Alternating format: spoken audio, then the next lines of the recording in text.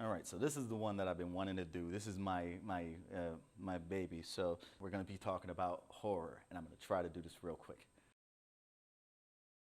All right, so when I said real quick, I meant like I'm gonna run through a list.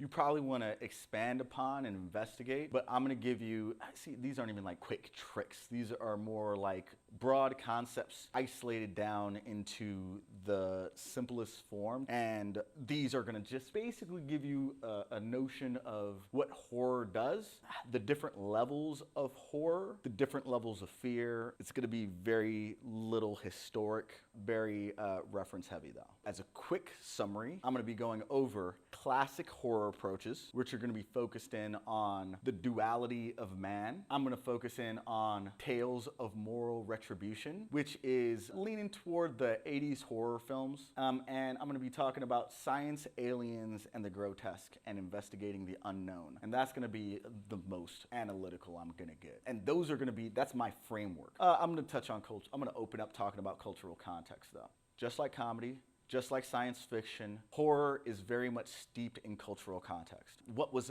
really terrifying at some point is not necessarily really terrifying now. As we investigate notions of the unknown and the known, you realize the more aware we are of science and the more myths we bust, the harder it is to make a notion terrifying. And that is something that is consistent with comedy for similar reasons, and science fiction for completely different reasons. Science fiction is more based in the political elements of science fiction rather than the fantasy elements of science fiction which exist. And so we're going to look at certain elements of horror, but keep in mind that this kind of falls in the same rules of comedy and the cultural context being important. Actually, this might be, just to contextualize it to today, I think in the geopolitical world, the fear of queer identity is very prominent in America. And you have those who are very educated about that subject matter and feel confident engaging with it. And there are a lot of people who are uncertain and don't know about it. And so they are afraid of it. And so that metaphor of the more you know becomes a major theme that is reflected in horror, and the importance of ambiguity when it comes to notions of fear. But fear is not the only thing that functions in horror. And I don't want you to think that if your story isn't scary, it isn't a good horror story, because there are plenty of good horror stories that aren't scary at all. This brings me to the classical horror. You get the stories like Dr. Jekyll and Mr. Hyde, the stories of Frankenstein. A lot of these classic horror stories that existed were more about the duality of man. It's the notion that inside there is a monster. There's a monster in every one of us, and we have to struggle with that identity, and that's just a part of life. And addressing that duality brings us to a certain level of growth. But the introspection is scary. With Dr. Jekyll and Mr. Hyde, it's the notion that every nice person has a villain inside of them. And so everyone is both inherently good and inherently evil. And that battle has to exist to see who wins, to define us. With Frankenstein, it's the notion of someone trying to replicate humanity and life, and the fact that if you don't actually nurture life, that life will inherently turn to a dark space, and love defeats evil, and if you let life to continue without love, then evil will naturally consume one's identity. And so that classic narrative of horror, which is a metaphor for, that internal struggle manifesting in some type of physical way, will show up in later horrors. On the film side, you'll look at something like The Fly, but then also you'll have things like Swamp Thing by Alan Moore, really examined the understanding of what makes a person human and what makes a person alive, and the fears of losing one's humanity. And you'll have something along the lines of Hulk. So the Incredible Hulk looks at the scientist, Bruce Banner, as he gradually shifts into this dark manifestation of his inner rages, because he is a timid soul, very much based in the narrative of Dr. Jekyll and Mr. Hyde. Those horror narratives of the dual identity aren't necessarily scary, but they force a degree of introspection onto our own inner psychology and the way that we function that makes us uncomfortable or uneasy. And that feeling of unease can make for a great horror story without the heavy scares.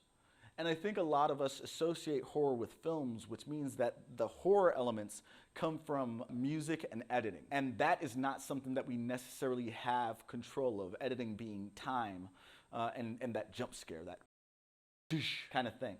But what we do have control of is setting a mood and kind of forcing someone to reflect. And so really think about approaching horror from that element, because even once you get to the more grotesque, the more heavy fear elements, often that baseline of forced introspection tends to help with controlling a tone. As we move forward, you'll realize that there's kind of a morality baseline set in horror. There is importance to establishing a moral right and a moral wrong if you are trying to alleviate your reader of feeling guilt about death. More so the guilt of enjoying watching someone suffer or die.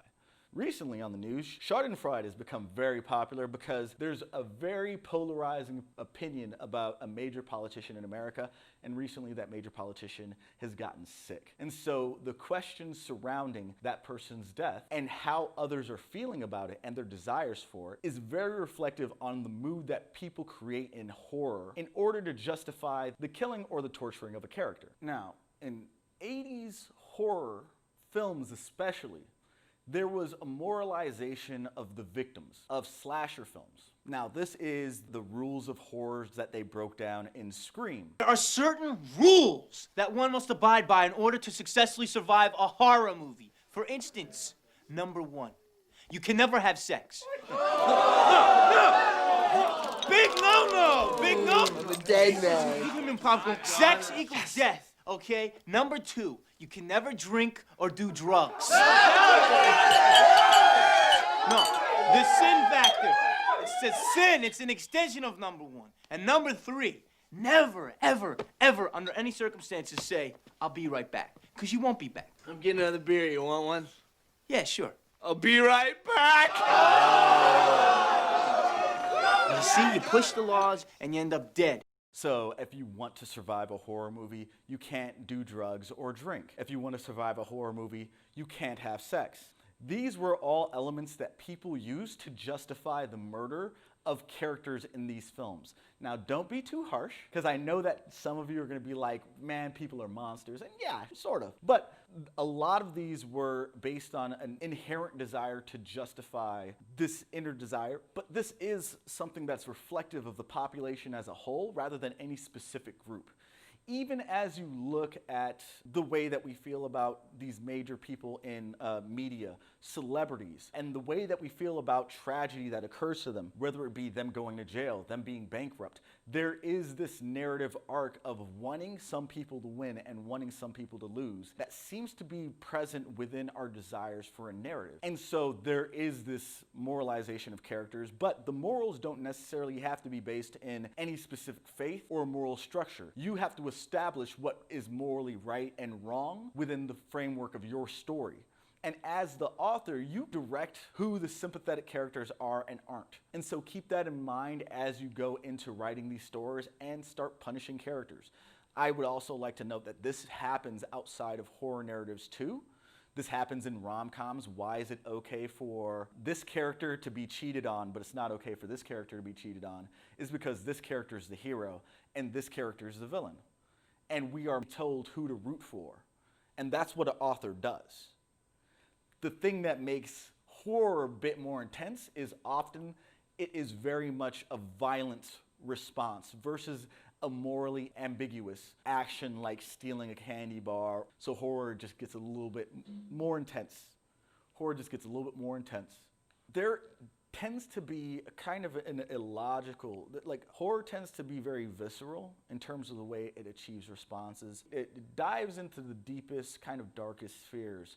Often, if you look at films like Get Out, it taps into notions of racism.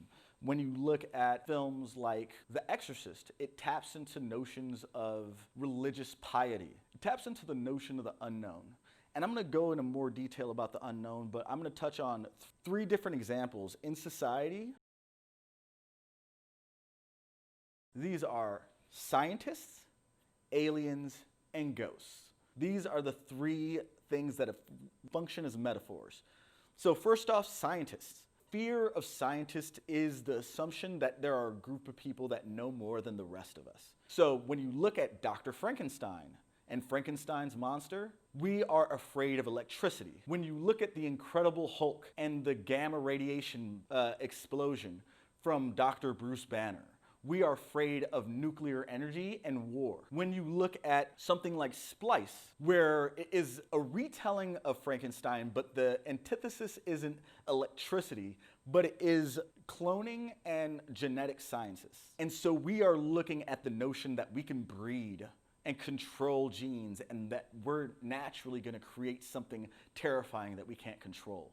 And so all of the scientists in the history of horror, and you'll see this is a theme in science fiction as well, but definitely in horror, is that they really prey on the fear that there are a group of people who know more than the rest of us, and their knowledge is outside of the realm of governance or control. So whatever they choose to do will happen, and by the time we figure it out, it'll be too late. Because scientists exhibit hubris and try to play God, and only God knows what the world is supposed to be like.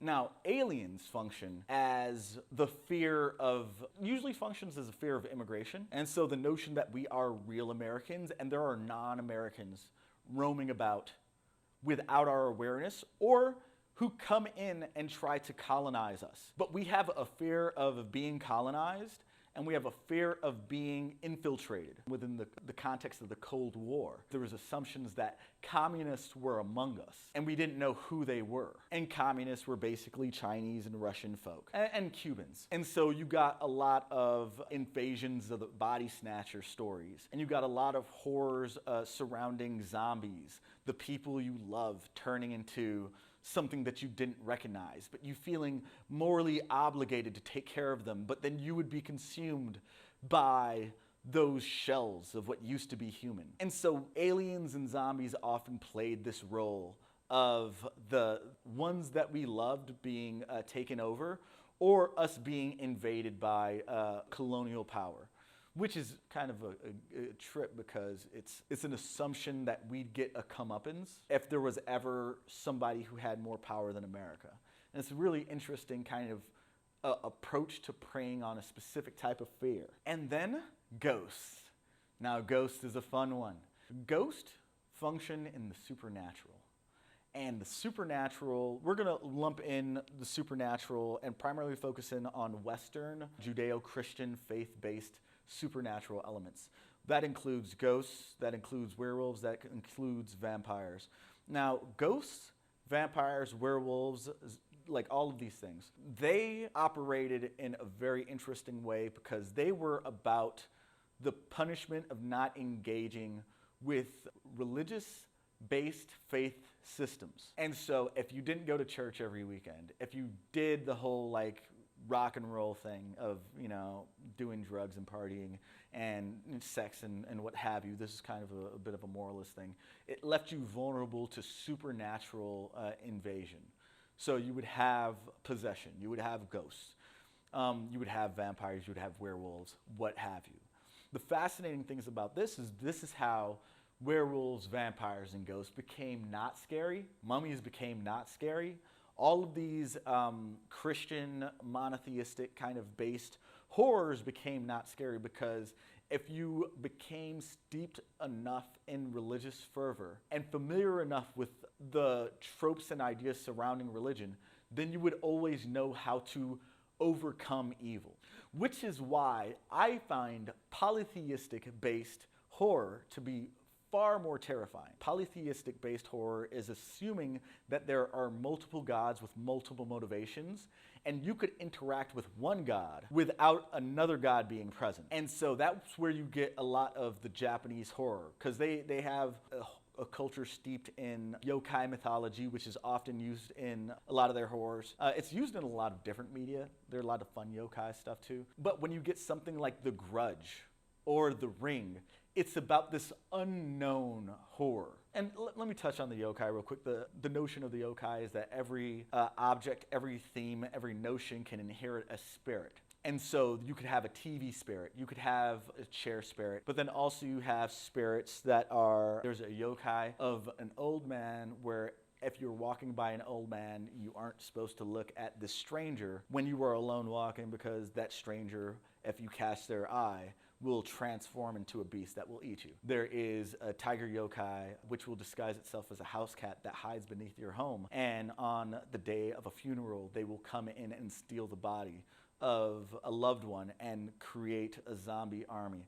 There are these stories that I've embedded in my head. I'm hoping I'm getting moderately right. But I find these notions to be a little bit more fun to play with because they are uncertain. You don't know what demon you're facing. You don't know if it's a good spirit, if it's a bad spirit. You don't know if it is good chaotic or if it's bad chaotic. But there are these different elements that complicate the landscape. And you could end up looking for ways of defeating this monster like they did in The Ring and never actually find one. You could always get one directly to the left. You could always get a little detail wrong. And so that ambiguity leaves serious tension throughout a narrative that raises the stakes versus something like a vampire where, you just got to make sure you have a cross, you got to get some garlic, and you got to make sure that you don't invite a vampire in, and you got to make sure that you stay inside all night, and then once sun rises, a vampire can't get you. Boom, solved it, problem solved, got it. The polytheistic problems tend to be easily resolved through religious fervor and engagement, which ends up leading to them being less scary and kind of just cool. But that brings us to the known and the unknown. And so when you look at someone like H.P. Lovecraft, though definitely was very invested in the fear of the immigrant and very racist, he was violently racist. H.P. Lovecraft often examined the notion of the vast unknown, which is easier to do in prose. When you just have text and your reader has to imagine everything that's happening, you get a completely different image for every person who reads it. And the notion of this Cthulhu being becomes so terrifying that you just burst into flames at the sight of it. And that's easy to say in words, but if you have to illustrate it, it becomes a little bit different. In film, you get something like Cronenberg films, where they do this grotesque realism. And this brings me into the visual elements that are very specific to comics. In comics, what we do and the place that the unknown exists is in the gutters, in between the frames. And so as far as creating that kind of horror, what you want to look at is heavily focused in on moment-to-moment panel transitions, because the motion is going to be the thing that makes your reader uneasy. I mean, the other element, and I'm just going to touch on this is a really quick one, the page turn, making sure that if you have any big reveals, making sure if you have any heavy grotesque moments, it's on a page turn, as in you have 2 pages, and then you turn the page, and the reveal on this side is the massive grotesque image, or the surprise reveal. That's the closest thing you have to a jump scare.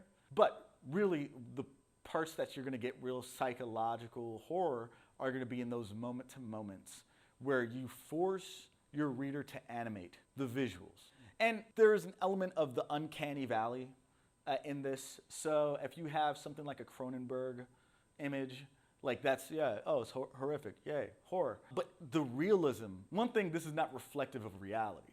I'm not going to share any horrific, violent images, but those are very different from this. And this is trying to get you into the unimaginable space, but that realism it creates the uncanny valley of this looks too close to real for me to believe it, and still not real enough for me to imagine it, which is why when you abstract an image like this and you bring it into a comics image, the way the reader fills the gap and creates a realism in their own imagination, that realism is realer in their heads because they fill in that gap, then showing something that's closer, which is why ambiguity serves a really important function in comics, because you're able to get away with more grotesque images being horrifying than someone trying to find a photorealistic horror. That's another, the uncanny valley is also the reason why teddy bears with teeth look scary and why we are afraid of people in masks, because they look too close to human and we are left uncertain about their intentions because we don't recognize their faces. We can't see their faces. We know there's a human behind it, but we can't. Like that, it forces us to engage in a way that makes us uncomfortable. It's like hearing rustling in the bushes. But that is the reason why polytheistic and unknown threats are often more terrifying than known threats, which is why zombies used to be scarier than they are now, which is why vampires used to be scarier than they are now. All of these unknown things have been used to the point where they're just basically IP. They are Spider-Man. We've seen these in so many contexts. Some of them are horrors, but some of them are fun. Even when we go back and look at these amazing horror narratives surrounding these figures, they aren't scary because they're like, Dracula's like an uncle, you know? Like, yeah, I mean, I get it. Dracula kills people. Ooh, crazy. But let's quickly review, because that was it. I'm hoping that was quick. I never know how long this lasts until after I edit it, so I hope that was quick. Let's review. Setting the tone is really important. At the end of the day, one doesn't have to make people terrified or make people like genuinely, jump out of their seat for them to be effective at telling a horror story. Often a horror story is just unease. Remember when I talked about comedy? Comedy doesn't have to make a person laugh out loud. Often it's just a tone of fun. But the way classic horror would usually approach that was by doing something that was generally introspective. It would put people into uncomfortable positions where they would have to reflect on their own inadequacies as a human being. Also, another tool is about moral retribution, establishing a moral standard, having characters that violate those moral standards, and then using that as a justification to torture, hurt, or kill them. Which sounds horrible when I say it out loud. It sounds awful, but alas, it's something that is commonly used. And this could be in retribution of any character that you think is dubious. You could easily make a character a racist. You could easily make a character a sexist. This has been done in stories that we've all felt good about. And this goes back to that introspection of one's own morality and one's own human nature. If you feel guilty about it, I have to say it, just so that you understand that this is a tool that's commonly used in storytelling, but especially in horror. The comeuppance narrative. Context is something that you're going to want to investigate as you're writing your horror story. Look at the political state that we're in. Look at the other genres that we're engaging with. Look at social media.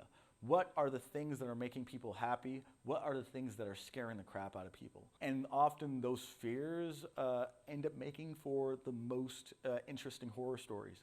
And this isn't generally like a superficial analysis. This is like some serious research, okay?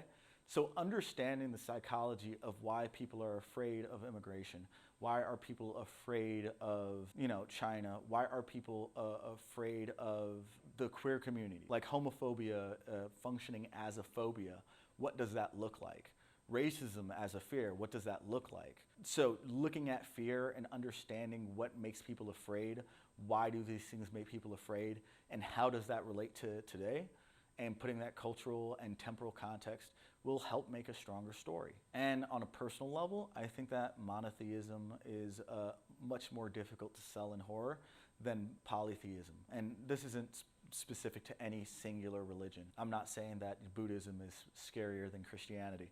But what I'm saying is that as far as narrative ambiguity, having a singular supernatural element in a supernatural horror story as the threat creates less tension if those who are engaging with the media that you're writing are super familiar with the works that you're doing.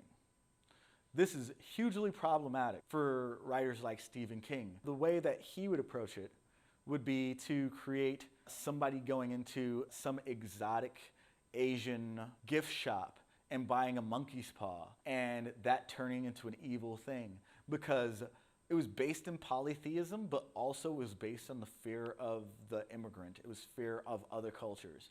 This would be the Indian burial ground in Pet Sematary. Like, they had a bunch of religions that we don't know, and so I could just kind of like say whatever. And so this is something that you want to engage with respect, or you could do what H.P. Lovecraft did and make up your own supernatural world and investigate that space. rather than looking at the Wikipedia for a different culture and seeing what their basic religion is. But also keep in mind, be careful of famous monsters. Famous monsters, Dracula, Wolfman, Mummy, all of those folks, they are less scary now than they used to be. Still fun, still great IPs to play with. And also, when I go back to classic horror, you may not necessarily looking to completely terrify someone. You might be looking to reflect on the inner turmoils that a person goes through. And those IPs might be great ways to do that. But I do want to say that you lose fear factor from imploring and using, again, the grotesque.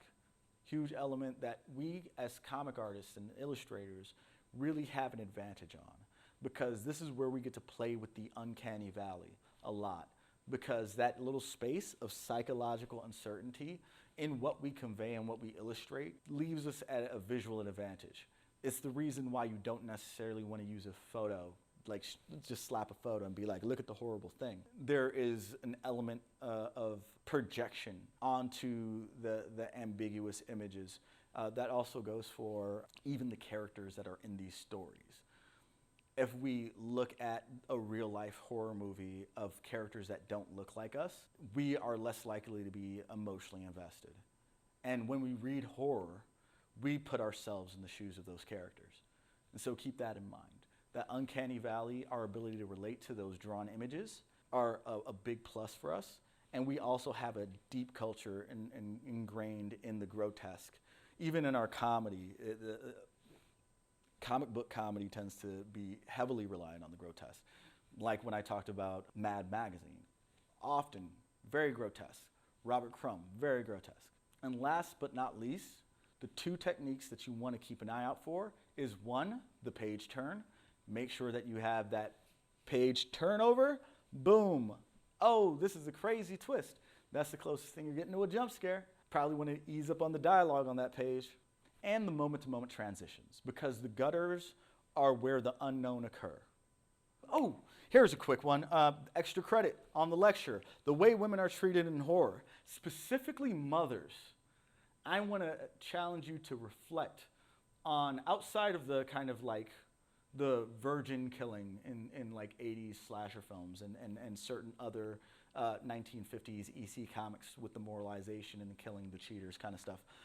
Look at the way mothers are treated in horror. I find this utterly fascinating. Check out The Babadook. Check out Carrie and how the Judeo-Christian mother is represented in that. The way mothers are treated in horror are super fascinating. Mothers are treated pre-Roe v. Wade versus post-Roe v. Wade, pre-feminism, second-wave feminism versus post-second-wave feminism. The things that terrify us about the mother and what we expect their role to be. And also the fact that a lot of writers will use mothers as antagonists because the lengths in which a mother is intended to go through to protect her child is projected as an illogical reaction that can be justified every time. So when a mother does something horrible, it's because of the love of her child, or she will nurture psychopaths, like in Friday the 13th. And so just really examine, Friday the 13th, Carrie, I said some other ones, but like mothers in horror. Google that if you're interested. Let me know if you want to know more about that. I would love to talk more about that, but like, we'll talk. Now, I'm gonna I'm gonna post up a comic and I'm gonna review a comic on Thursday. We're gonna engage a little bit more, have a little bit of fun. I look forward to seeing the comics that you guys have laid out. And I'm going to keep posting stuff to Go Studio, continue to go to Go Studio, continue to stay on top of everything. If you have any questions, shoot me an email.